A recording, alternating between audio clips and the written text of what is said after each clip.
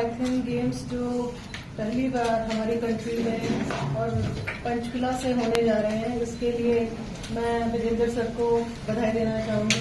Jogpal sir को भी मैं बधाई देना चाहूँगी कि एक ऐसे यूनिक आइडिया के साथ हम सबके बीच में कला, संस्कृति और खेल को एक मिश्रण के रूप में लेकर के आए हैं।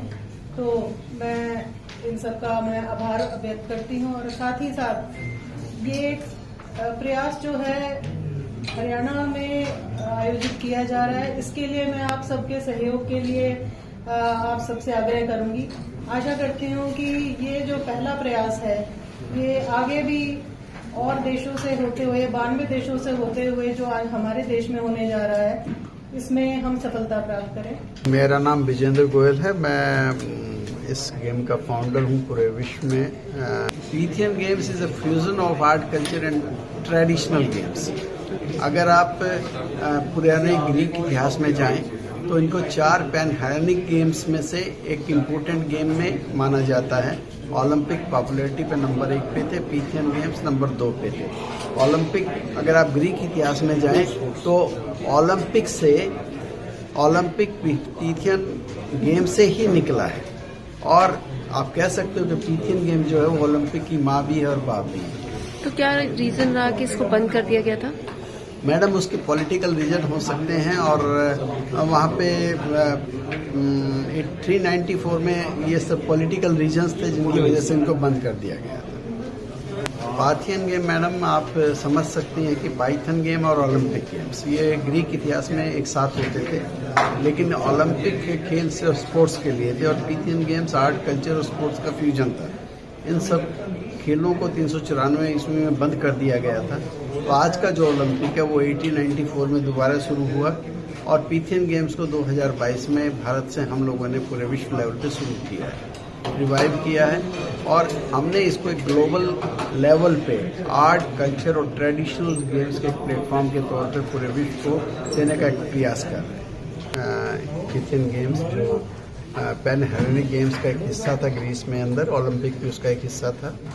इन सभी खेलों को 394 में बंद कर दिया गया था। तो ओलंपिक की जो दोबारा शुरुआत हुई, मॉडर्न ओलंपिक्स की, वो 1894 में दोबारा हुई और पहला ओलंपिक 1896 में हुआ। लेकिन पीथियन गेम्स को अभी तक शुरू नहीं किया जा सका था, तो हमने इस कंसेप्ट को डेवलप किया और भारत ने पहली बार पीथियन गेम्स की इंटेलेक्चुअल प्रॉपर्टी राइट्स को ग्लोबली एक्वायर किया।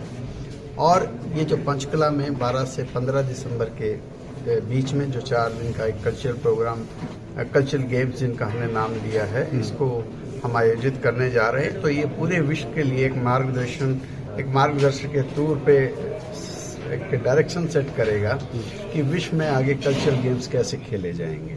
स्पोर्ट्स में इस इवेंट में करीबन 30 डिफरेंट इवेंट्स इसमें आ रहे हैं, जिसमें आर्ट के अंदर आप जाएं तो डांस है, म्यूजिक है, पेंटिंग है, डांसिंग है, मेहंदी डिजाइनिंग है, रंगोली है, ड्राइंग है, बहुत सारे ऐसे इवेंट है। और ऐसे ही ट्रेडिशनल गेम्स में म्यूजिकल चेयर्स है, रोलर स्केटिंग्स है और मलखम्ब है, मुथई तो मार्शल आर्ट्स में चला गया, ताइक्वांडो है, कराटे है, बागातूर है, ऐसे बहुत सारे गेम हैं। मतलब मैं सही पूछो तो मैं सारे गेम्स का मैं खुद नाम नहीं ले पा रहा हूँ। और 3 गेम्स को हम यहाँ एक्सक्लूसिव लॉन्च कर रहे हैं। वो गदा युद्ध, हमारा जो पुराना ट्रेडिशनल मार्शल आर्ट होता था, 5,000 साल के बाद गदा युद्ध को यहाँ पेश किया जाएगा आप लोगों के लिए। और ई स्पोर्ट्स को यहाँ एक नए प्रोग्राम के तहत लॉन्च किया जाएगा मोजी स्पोर्ट्स के साथ में। और हम लोग जो क्रिकेट का एक नया रूप 50 बॉल क्रिकेट के तौर पे भी हम पेश करेंगे। हमारा जो प्रोसेस है वो ऑनलाइन ऑफलाइन दोनों है। तो जो ऑनलाइन रजिस्ट्रेशन करीबन 1600 बच्चों ने हमारे साथ किया है और जो फेडरेशंस के रिप्रेजेंटेटिव्स हैं उनके मार्फत करीबन हमारे पास 3000 टोटल बच्चे की स्ट्रेंथ में मुझे उम्मीद है कि 2500 और 3000 बच्चे यहाँ रहेंगे।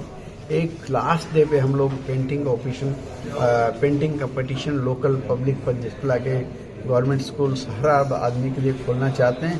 उसमें मुझे नहीं मालूम 1000 होंगे या 5000 होंगे, but it is open for every. जो सभी गोल्ड मेडल विनर होंगे इस गेम्स के, उनके बीच में एक लकी ड्रॉ रखा जाएगा और 5 आदमियों को ग्रीस की टिकट दी जाएगी ताकि वो डेल्फी में जाएं, वहाँ का कल्चर देखें और वहाँ मई के अंदर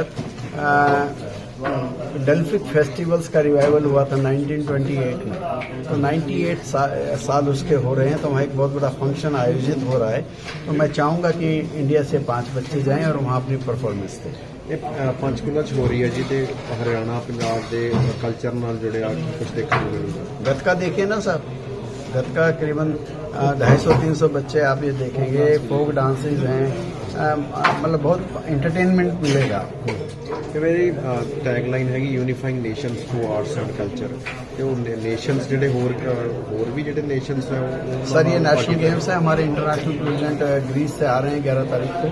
ठीक है। ऐसे कुछ और कंट्रीज के भी रिप्रेजेंटेटिव आ सकते हैं, लेकिन चूंकि लास्ट ईयर 2022 में 22 कंट्रीज ने रिप्रेजेंटेशन लिया था, तो इस बार हमने ज़्यादा देशों को इनवाइट नहीं किया है, लेकिन कुछ लोग आ सकते हैं। हमारा फोकस इस बार इनको राष्ट्रीय खेलों के तौर पे ही पेश करने का है। वर्ल्ड लेवल पे सर अभी किस तरह की एक्सेप्टेंस देखने को मिल रही है? पॉपुलर होता जा रहा है। देखिए, इस कॉन्सेप्ट को पैदा हुए 2022 में कॉन्सेप्ट हमने पेश किया था। आज 2024 है, ये 100 कंट्रीज में अगर फैल चुका है तो आप समझ सकते हैं। देखिए, बांग्लादेश में लीगल हो चुका है, ग्रीस में बॉडी बन चुकी है, कीनिया में बन चुकी है, अब लोग लीगल शेप पूरे विश्व में ले रहा है। तो इससे ज़्यादा आप खुद समझ सकते हैं कि कितनी जल्दी ये फैल रहा है, क्योंकि ये लोगों की बात को एक्सप्रेस कर रहा है, लोगों के हाथ में लोगों को मौका मिल रहा है। ਹੁਣ ਰਿਵਾਈਵਲ ਹੋ ਗਿਆ ਤਾਂ ਫਿਰ ਕਿੰਨੇ ਸਾਲਾਂ ਬਾਅਦ ਹੋਇਆ ਕਰਨਗੇ ਇਹ? ये जो रिवाइवल है 1630 साल के बाद हो रहा है। ਹੁਣ ਆਉਣ ਵਾਲੇ ਟਾਈਮ 'ਚ आफ्टर एवरी 2 ईयर्स नहीं, एवरी 4 ईयर्स होंगे, लेकिन जो नेशनल गेम्स हम 2 साल में अल्टरनेट में रखेंगे। और ऐसे ही फेस्टिवल, जैसे हमारा फेस्टिवल 2023 में हुआ, तो नेक्स्ट ईयर फेस्टिवल मनाया जाएगा। और 2000 अब जो नेशनल गेम्स अगले 2026 में फिर से होंगे।